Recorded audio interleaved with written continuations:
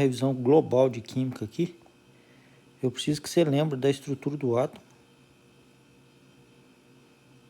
Em vez de ficar explicando da onde que veio cada tipo de partícula e os modelos atômicos, eu preciso que você retenha apenas o essencial, que é a presença lá no átomo de prótons, nêutrons e elétrons. Dessas três partículas eu preciso que você saiba a massa e a carga. A noção de massa que você tem do dia a dia já é intuitiva o suficiente, boa o suficiente para você conseguir entender a massa dessas partículas aqui, com a ressalva de que essa massa é muito pequena. Quando você vai no açougue, compra uma carne, tem uma balança. A pessoa coloca a carne aqui e aqui tem um visor que te mostra, por exemplo, 1,250 kg. Existe um mecanismo aqui, a base de mola, que usa gravidade para te dizer uma aproximação de quanto de matéria tem aqui. E dá para entender que se colocar o dobro de carne, tem o dobro de matéria, aproximadamente. Não é muito diferente a noção de massa que a gente precisa ter aqui, com a ressalva de que aqui a gente está lidando com partículas minúsculas. Então, a unidade que a gente usa, chama unidade de massa atômica, é uma unidade ridiculamente pequena. Certo? É mais ou menos isso daqui. E a massa do elétron é ainda mais pequena. Ela é 1836 vezes, alguns livros falam 1840, na verdade não interessa muito, ela é quase 2.000 vezes menor do que a massa do próton e do nêutron. Existe uma pequena diferença entre a massa do próton e do nêutron, você tem que saber que ela existe, mas ela não é relevante para nada que você estuda no ensino médio. Então, se você conseguir guardar que é 1 em 1 e 1, 1836 avos ou 1840, está bom demais. Agora, o que é carga? A noção de carga que eu preciso que a pessoa tenha é a noção daquele experimento que a gente pega um pente de plástico, atrita com o cabelo, junta alguns papeizinhos aqui e a gente vai perceber a presença de um campo elétrico que vai aparecer e vai atrair os papeizinhos na direção do pente. Carga tem a ver com isso, ela tem a ver com campo elétrico. Outro jeito de ter uma noção intuitiva do dia a dia sobre carga é levando um choque, que eu não aconselho ninguém fazer. Mas quando você leva um choque, você está recebendo uma descarga elétrica, né? Isso afeta o funcionamento do seu coração. Você leva um susto, porque aquela carga é inesperada. Seu cérebro não sabe o que fazer com ela, você leva um susto. E se for uma carga muito grande, uma quantidade muito grande de elétrons, você pode morrer. Certo? Seu coração pode não aguentar. Então a noção de carga elétrica também não está muito longe do dia a dia, não. Só que aqui no átomo ela é muito pequena. Aqui a gente vai usar uma unidade bem pequena. O nêutron não tem carga. Ele é neutro, por isso que chama nêutron. E o próton é positivo. A gente vai lembrar do P aqui no final. E o N no final do elétron vai lembrar a gente que ele é negativo. E a unidade usada aqui é 1,6 vezes 10 potência menos 19 Coulomb. Coulomb é a unidade de carga, da mesma forma que grama é a unidade de massa, certo? O mundo subatômico, ele é um mundo bem pequeno, bem distante da nossa realidade. Se você pegar, por exemplo, unidade de distância no mundo subatômico, vai ser no mundo atômico da ordem do Angstrom, que equivale a 10 potência menos 10 metros. Um átomo de hidrogênio tem mais ou menos essa dimensão. Ok? Então a gente vai tentar imaginar um mundo que, para a gente fazer a ponte do mundo microscópico para o mundo macroscópico, atômico, porque o mundo atômico ele é submicroscópico, não dá para ver ele com o microscópio. E o mundo macro do dia a dia, a gente precisa de uma unidade que chama mol. A gente precisa de um número enorme, que é 602, com 21 zeros na frente. Aqui, ó, 3, 6, 9, 12, 15, 18, 21. 602 hexalhões. Você precisa pegar essa quantidade que a gente chama de mol e multiplicar por 1 U para dar 1 grama. Então a gente tem que entender que é realmente muito pequeno. Essa aqui é a primeira coisa que você aprende em química. Eu sugiro que as pessoas aprendam nessa ordem. Entender que o mundo subatômico é muito pequeno, depois saber que o mol é um número que faz a ponte entre esse mundo atômico e o mundo macroscópico do dia a dia. Em seguida, eu preciso que você entenda a tabela periódica. E na tabela periódica, o que vai ser importante? Existem 118 tipos diferentes de átomos. A gente chama um tipo diferente de átomo de elemento químico.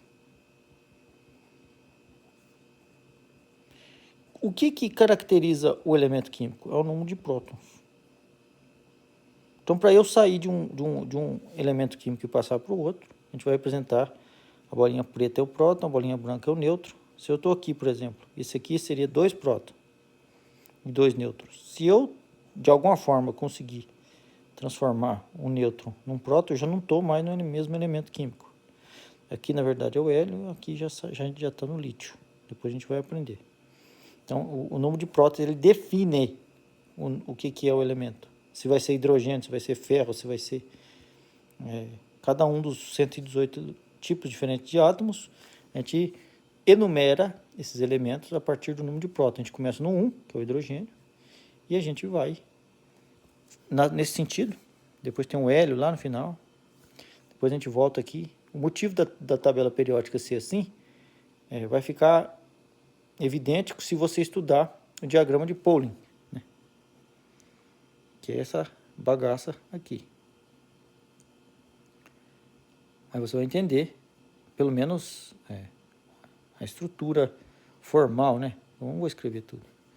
Da eletrosfera, de como é que os elétrons se distribuem.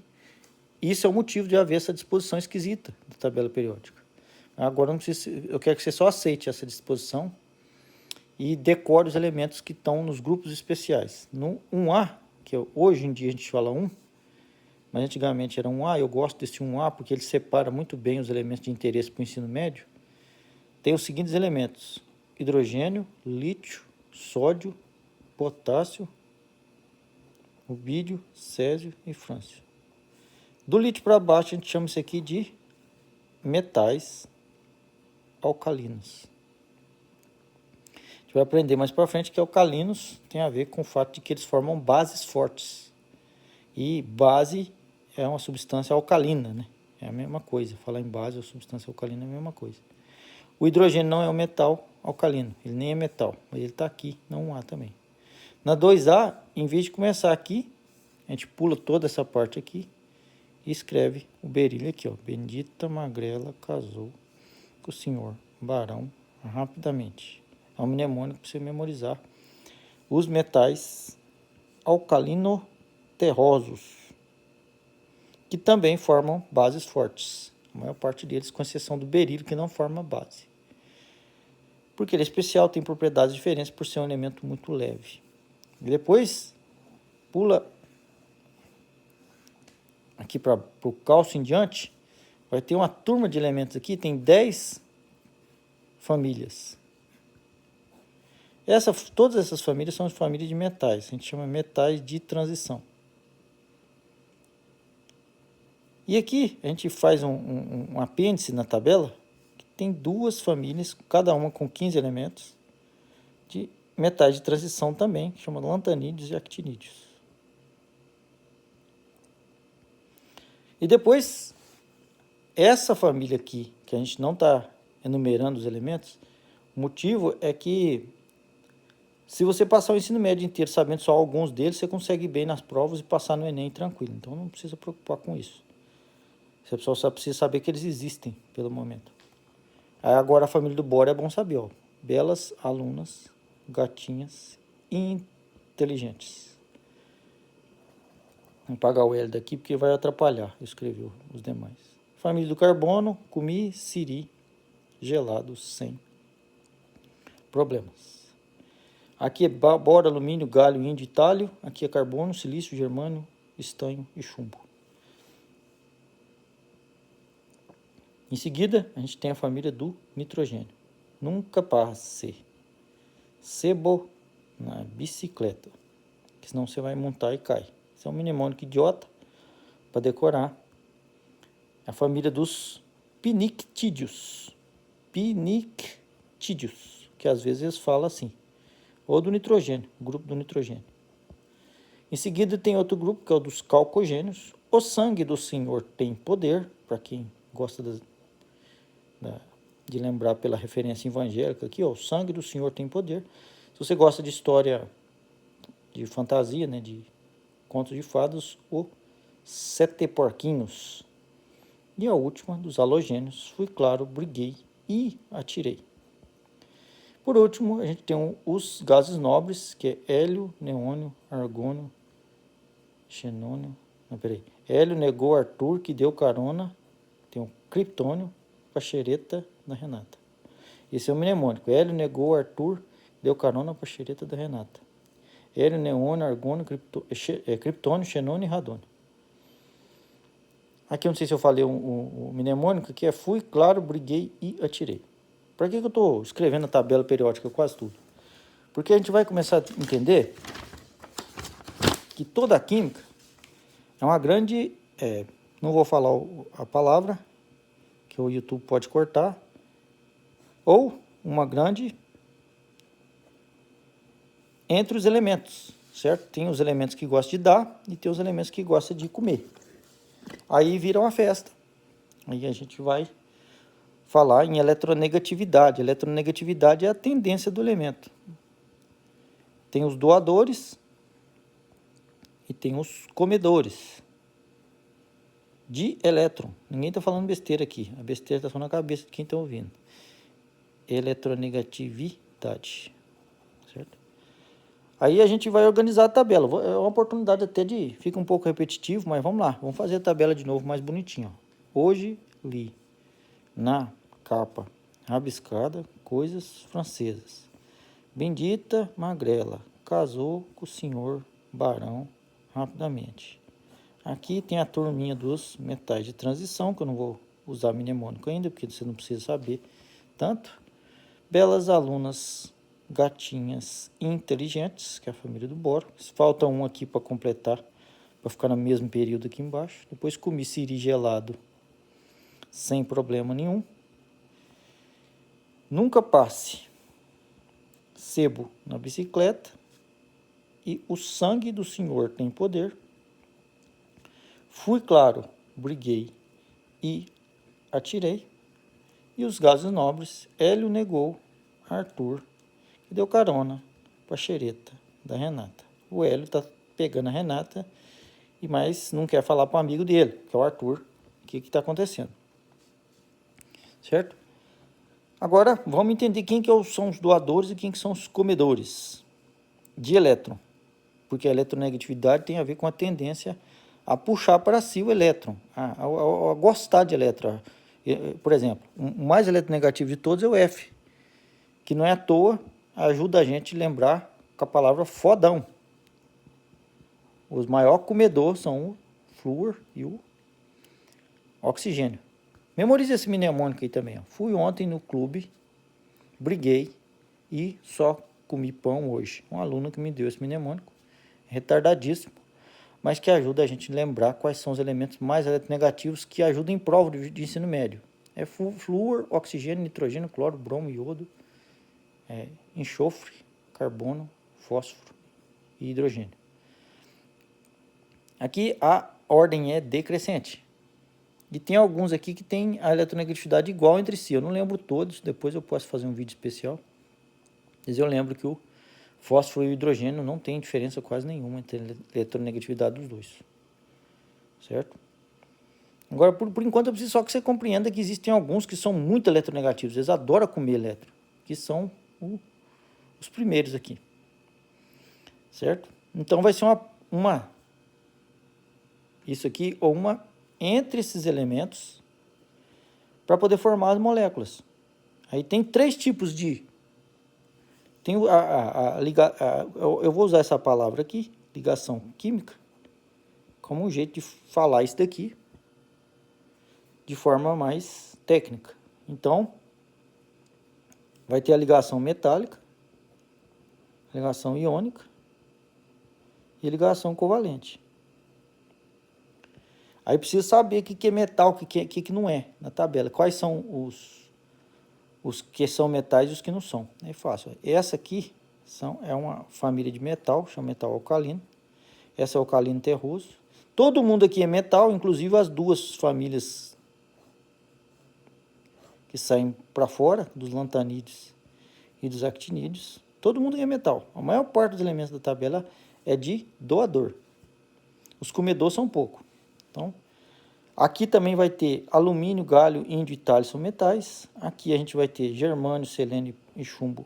Perdão, estanho, germânio, estanho e chumbo são metais também. Aqui a gente vai ter antimônio e bismuto, são metais. E aqui, polônio é um metal. E deixa eu ver aqui, ó, vamos lembrar quais são os semimetais. Boro, silício, arsênio, silício germânio, arsênio antimônio e selênio e telúrio. Polônio não, vai ser isso aqui, ó, boro, silício germânio, arsênio, antimônio, selênio e telúrio. Esses são os semimetais, então todo mundo que tiver para baixo é metal, todo mundo que tiver para cima não é metal.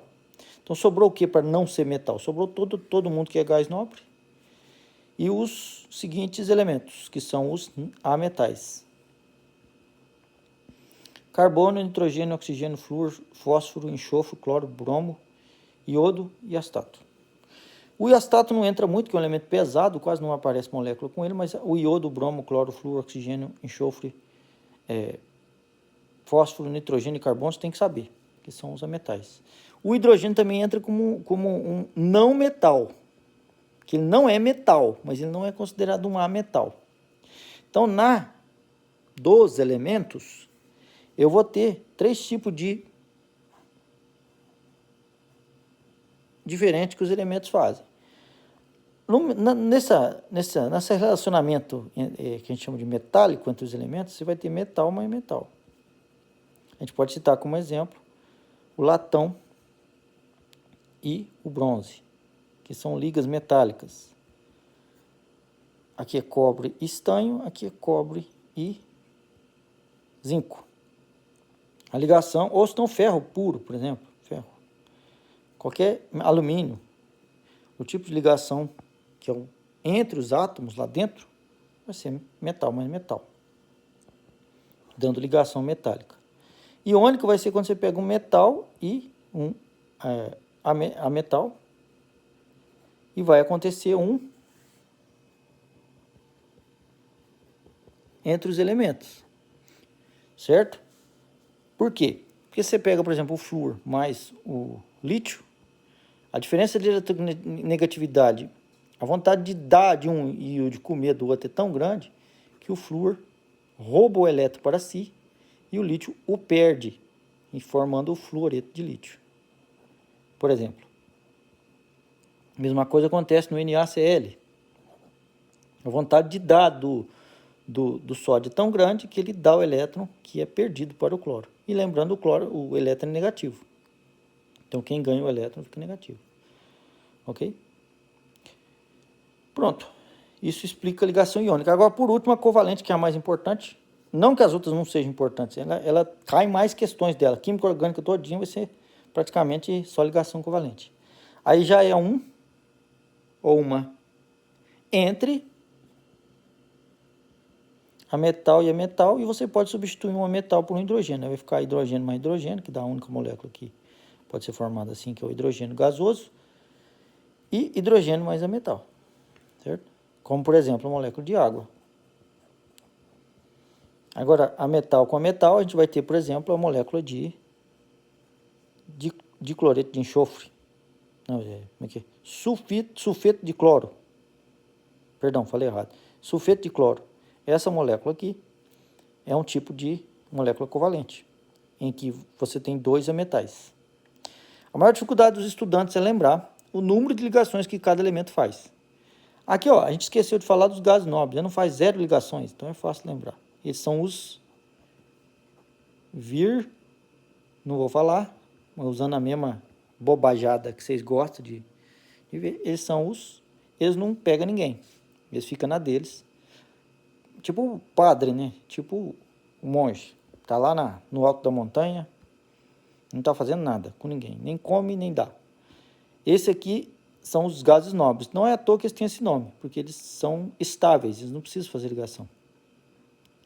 Então aqui você já sabe, é uma turma que não faz ligação nenhuma. Depois a gente vai pegar e falar dessa turminha aqui, ó. Eles são a turminha que a gente pode lembrar assim, ó. Fui, claro, briguei e atirei.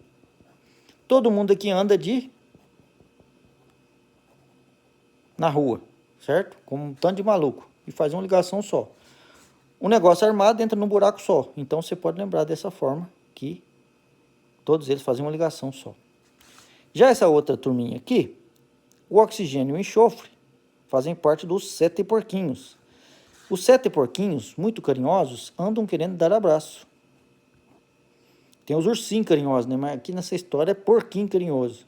E todos eles estão tentando te dar um abraço. Então é 2 ligações. A turminha do flúor é uma ligação. A turminha do oxigênio é 2 ligações. E essa aqui precisa saber também, NP. Você vai lembrar daquela maldição, daquela foto absurda que circulou na internet durante muito tempo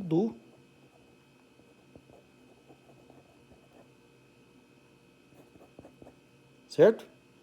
NP, certo? Então você lembra, o NP faz 3 ligações, tem 2 pernas do cara e uma terceira no meio, que é o do cara, certo? Aí você vai lembrar que esses aqui faz 3 ligações, tanto o fósforo quanto o nitrogênio. Aí forma 2 moléculas muito importantes, que é a amônia e a fosfina, certo? 2 moléculas ligadas à vida, principalmente essa daqui. E por último, o último que você tem que saber quantas ligações faz é o carbono. Você vai estudar em espanhol que o 4 em espanhol se escreve com C, e isso vai te ajudar a lembrar que o carbono faz 4 ligações. Então, daí que vem lá de química orgânica, você tem que colocar sempre 4 ligações no carbono. Quando você tem, por exemplo, uma estrutura assim, ó, que te dão, aí você tem que transcrever ela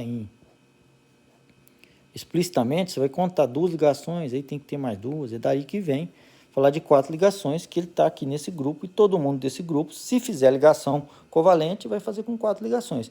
Como só tem o carbono aqui que faz ligação covalente, o silício também faz, mas por enquanto vamos pensar só no carbono. Aí você vai lembrar que é 4 ligações. O silício também faz ligação covalente. Ele está numa família intermediária entre os metais e os ametais, família importantíssima para a tecnologia aí digital, a família dos semicondutores, ou dos semimetais. E esses metais aqui, o boro também faz ligação covalente, vai fazer 3, certo? O silício faz 4, porque ele faz parte dessa família. Você pode pensar em comiciri gelado sem problema. Todo mundo aqui é da 4A, ó. Vamos escrever, ó. 1A, 2A, 3A, 4A, 5A, 6A, 7A e 8A. Nas tabelas modernas, esses grupos aqui vai ser 1, 2, aí aqui é 13. 13, 14, 15, 16, 17 e 18. Mas o 1, 2, 3, 4, 5, 6, 7, 8A também funciona para você lembrar. Então, todo mundo que tiver aqui faz o mesmo tanto de ligação do átomo pai, do elemento pai, que a gente considera que é o primeiro. E também dá para você lembrar, considerando que até o carbono, o número de ligações é o mesmo número do grupo. Aqui é 3 ligações, aqui é 4. Daqui fica sendo 8 menos o número do grupo. 8 menos 5 dá 3. Lembra do Você lembra? Que é 3 ligações, porque 2 pernas mais uma. É 8 menos 5. Aqui faz 2, lembra do os 7 porquinhos carinhosos querendo te abraçar? É 8 menos 6 dá 2. Aqui 8 menos 7 dá 1. é a turminha que anda na rua. Então, 8 menos 7, 1. Certo? E aqui, finalmente, 8 menos 8, 0. Não faz ligação nenhuma.